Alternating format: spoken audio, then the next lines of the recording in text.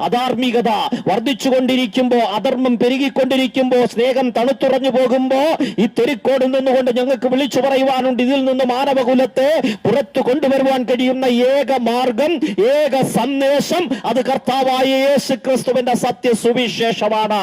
ലോകം ഇരുട്ടിലേക്ക് കണ്ടുപോകുമ്പോ ഇരുട്ടിൽ നിന്ന് മാനവകുലത്തെ വെളിച്ചത്തിലേക്ക് നയിക്കാൻ കഴിയുന്ന ഏക മാർഗം അത് സത്യസുവിശേഷമാണ്. ഈ സുവിശേഷമാണ് ജനത്തെ മാനസാന്തരപ്പെടുത്തിയിട്ടുള്ളത്.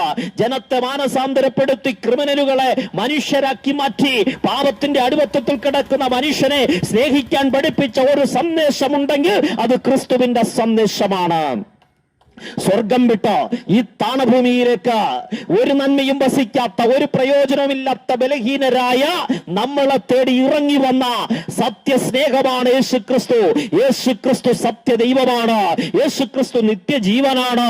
സത്യദൈവവും നിത്യജീവനുമായി നിത്യനായ ദൈവത്തോടൊപ്പമുള്ള സ്നേഹത്തിന്റെ ആഴങ്ങളിൽ വസിച്ചവൻ മനുഷ്യരോടുള്ള സ്നേഹത്തിന്റെ ആഴം നിമിത്തം സ്വർഗം വിട്ട് ഈ ഭൂമിയിലേക്ക് ഇറങ്ങി വന്നു.